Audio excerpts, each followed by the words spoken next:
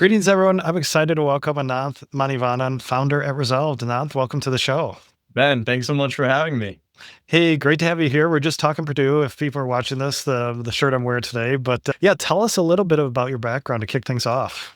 Yeah, of course. So Ben and I got familiar that I was also a Purdue alum, and his daughter is currently a sophomore there. So great to see more alumni, repping the Purdue name. But graduated from there and actually started my career in sort of supply chain in the food and beverage industry. I worked for PepsiCo in Chicago, sort of managing different data analytics tasks, sort of manning something called master data management there, which ends up being really relevant to what we do today, but kind of more on that later. But then shifted into software engineering, where I got a lot of my bulk and sort of computer science background from working at Capital One and sort of building internal cloud tooling systems and things like that before segueing into entrepreneurship now. Okay, yeah, I know. It's interesting. I was checking out your profile. So it's the supply chain, software engineering, and then right to founder. So tell us where in that journey did the idea, and we'll talk about Resolved and what you do there, but where in that journey did you come up with the idea?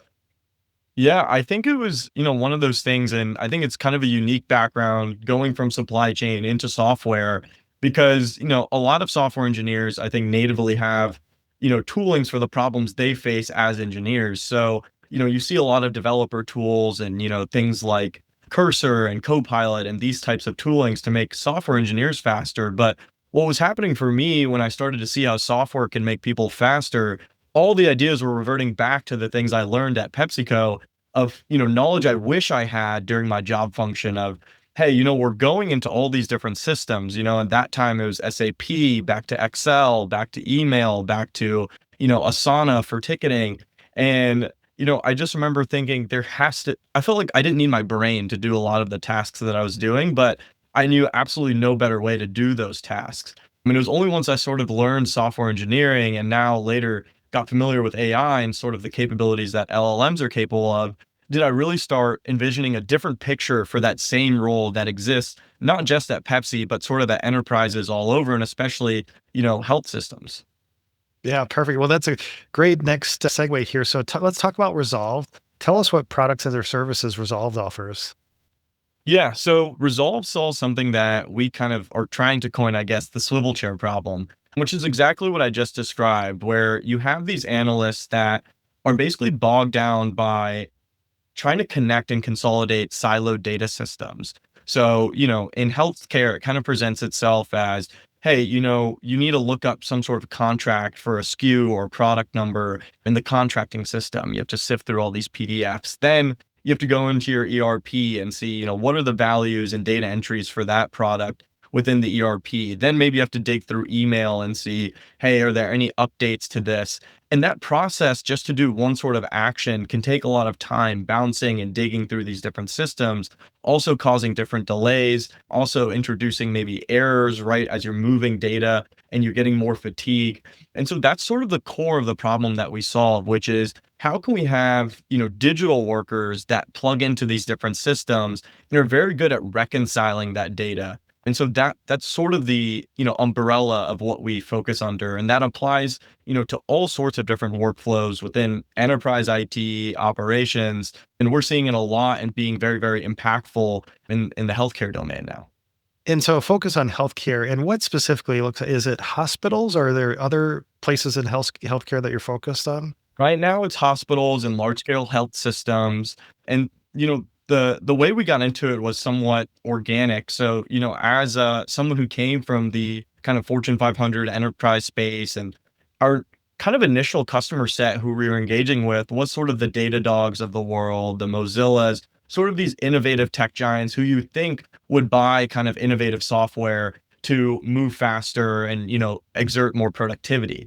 But we kind of got into healthcare when I had a parent that was actually diagnosed with a brain tumor last year. And we ended up spending a lot of time in the ICU. And some of the things that we were learning were really, really interesting. So nurses would tuck like pillows underneath their scrubs and bring them to the ICU room and say things like, hey, don't let anybody know where I got this from, or, which department or hallway that we had to take this from.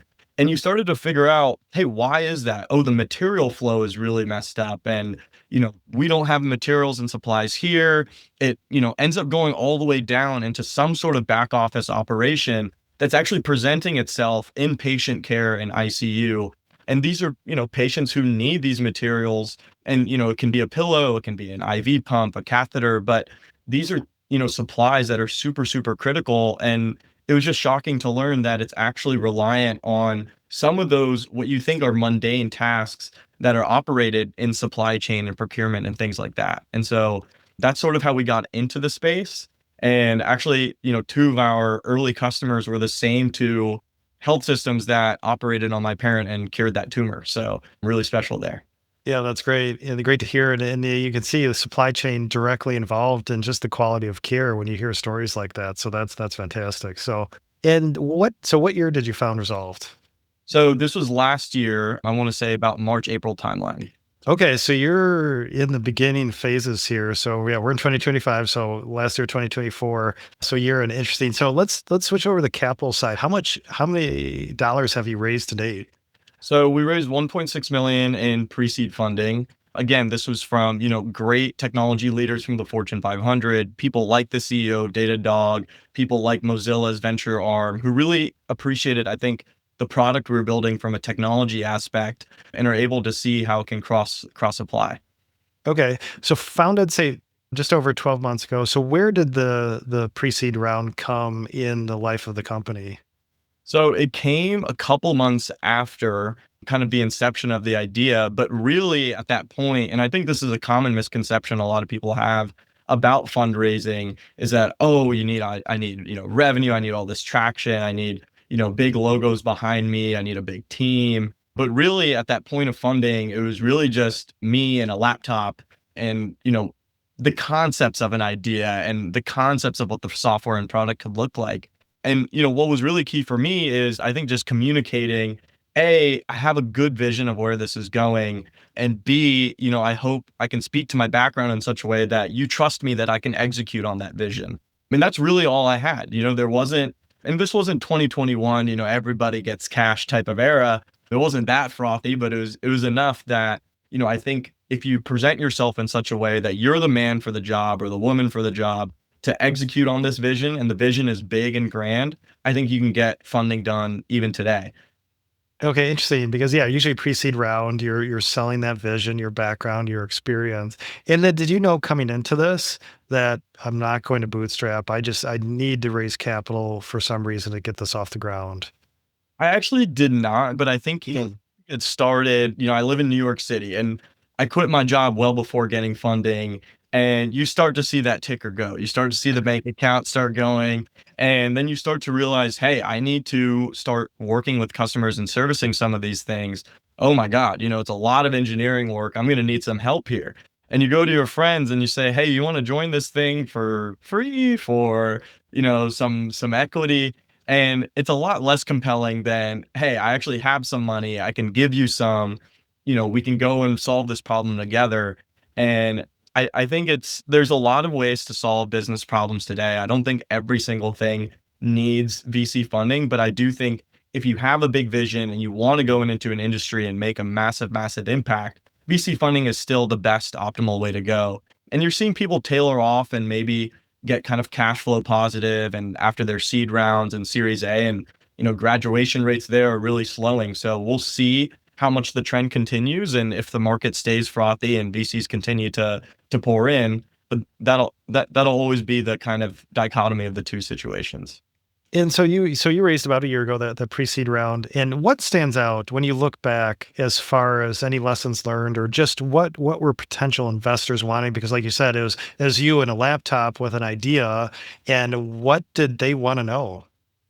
I think they want to know how big is this opportunity? And so one thing I realized in our first initial conversations where we were really struggling to fundraise was, and this is kind of the humbleness, I think, of the founder. And I think founders are generally too humble. Probably not the ones you're thinking of. Those are, they've already reached megastar status and, are personalities in their own right. But the ones who are just starting out, I think the biggest problem is you tend to over index on where you are today. right? Because we're not salesmen. We're a lot of times come from technical backgrounds where you're very pointed at, not overstating your work. And I think that comes off very poorly in the VC land where I had to understand they're only investing in me if this thing can be $1 billion company. And really wrapping your head around that and understanding how few of those companies actually exist in the world today and what they had to do to get there, I stopped talking completely about where I was today because it didn't matter. What really mattered was I had a clear vision of where we were going and why that could be, 10, 20, 30, $50 billion business in theory, if everything goes right. And that's what they cared about. It didn't have to be 90% success rate that I would execute on that milestone, even at 1%. As long as that story existed and there was a thin thread of, in theory, it could get there. And in theory, this founder is the person to get it there. I think you can raise capital. Yeah. So great point. So how big is this opportunity? Clear vision. And then I don't know if I've heard it mentioned yet, but just about the humble part, which is a great point because you may have achieved things that you don't think, hey, maybe that's not a big deal, but really you've got to really, push that to investors to show things are happening. So really, really love that insight. Right. And what is achieve things, right? Does that mean you are valedictorian or you attended Harvard or Stanford? Not at all. I think achieve things means, and especially, as vertical AI and things are getting really, really niched out, is, hey, I was actually really good at my job at this company doing this role. This role exists all over the world in all these different enterprises. And now I know and figured out a way to solve people or help people in that role, make it much, much easier, smoother, faster, more productive. And that's what achievement is. And it's not, you have awards or you have all these shiny names. It's actually, hey, I know how to do something really, really well that's pretty niche and pointed. And that's what I'm going after. Yeah. Great, great insight. And so let's talk a little bit about go-to-market motion. And I got my start in healthcare tech back in McKesson. So hospitals, providers, physician offices. I know back then, longer sales cycle, not just a really quick sales cycle. So tell us a little bit. I know you're just 12 months in or so, but tell us a little bit how you're reaching out to these hospitals. Yeah, so I think you're totally right. And I think the kind of sales cycle you're looking at is 9 to 12 months in healthcare Mhm. standard, and 6 months would be blazing fast. We've actually been able to cut that to 2 months in cycle time by kind of putting our money where our mouth is in a lot of ways. We don't just go up and show a shiny demo and put some slides up and say, hey, let's be your AI vendor. Because what's happening everywhere is, when we learned this, companies were telling us, hey, you're the 50th vendor to come in this week and offer the same exact thing, which is, let's automate your workflows. Let's make you faster. Let's do all this. How, as a decision maker, are you supposed to pick between all these identical looking offerings? And so what we do is we just say, hey, give us some sort of sample set of data, right? Give us, static data, maybe a data export, we'll sign NDAs, we'll do that thing. And we kind of go for a very pointed POC. In our conversations, we learn what is a super critical pain point that that team cares a lot about. And we'll say, we'll solve that for you in like a 4-week timeline or a 6-week timeline. And a lot of times they're, kind of like, man, there's no way this company is going to be able to do it. But, we're technologists and we understand these problems really, really well and very, very deeply. It's also not the first time a lot of times that we're solving it.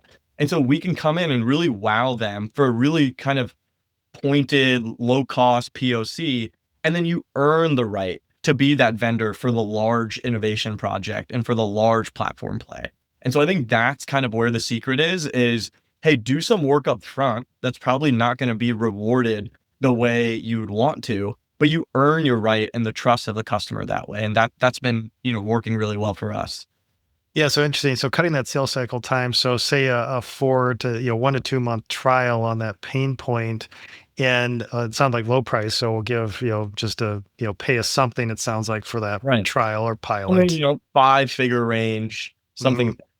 And then sign them up for say an annual or multi-year contract after that. Mhm. Now, is there a lot of setup, or are you able to get them up and running on that pilot pretty fast that enables you to do this quick low cost pilot? That's the key. We're not going in and ripping out, an ERP system or a CRM or something like that. we're integrating directly in what we call human way integrations. So we build integrations that interact with the software, not through API access, but as a human would. And so there's a little nuance there where I won't share completely how we do it, but what you need to understand is API access, and you probably remember this in health tech, is it's non-existent. It's like winning the golden ticket in Willy Wonka. They're not going to give it to you. And if you do get rewarded, it's going to take a long, long time to ramp up and, get the right permissions you need. So we try to find what's the lowest level access that we need. What's a budget that this director or champion can approve without, going through the full RFP process.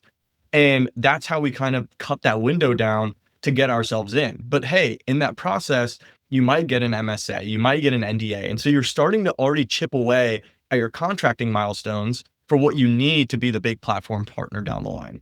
Interesting. So do you think pilots, you can sometimes avoid that whole RFP process or competitive process if you could come in, do a quick, easy pilot, low cost, and then just jump? And so when you do that and it works out, are you able to then just jump into the contracting process and then sign them up for, say, a multi-year annual contract?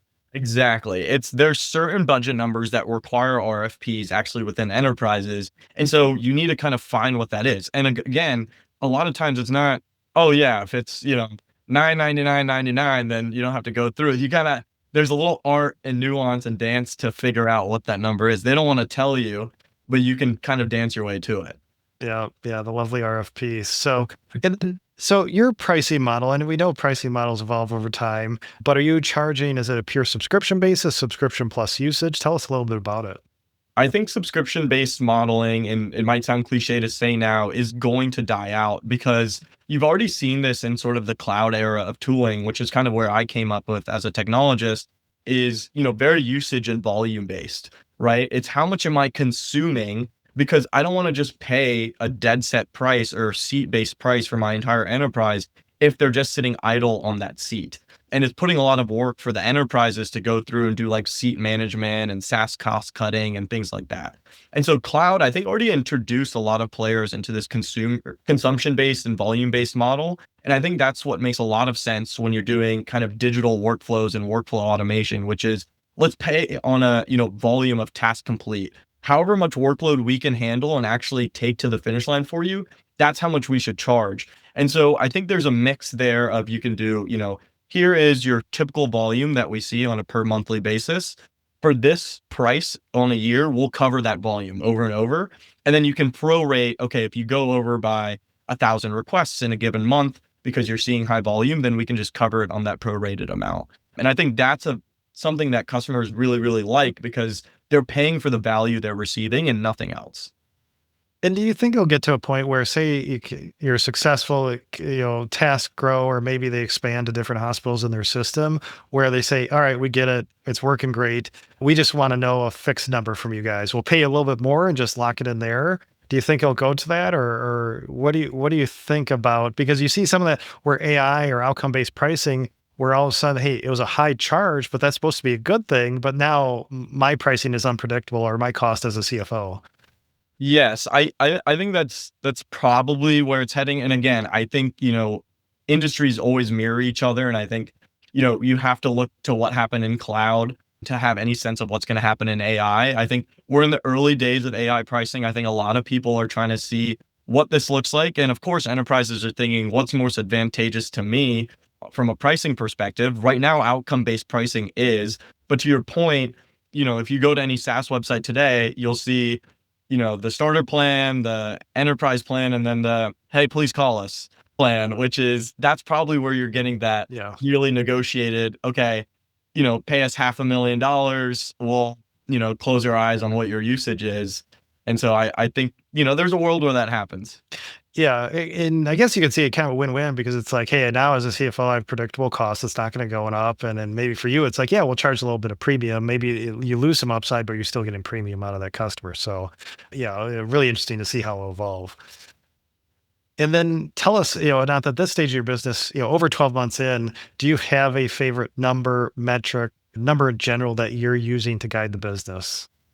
Yeah, I think there's a lot of numbers that we look at. I think for us, the normal numbers, right, are, revenue saved or revenue generated or things like that. I think for us, we really look at, number of workflows taken to completion.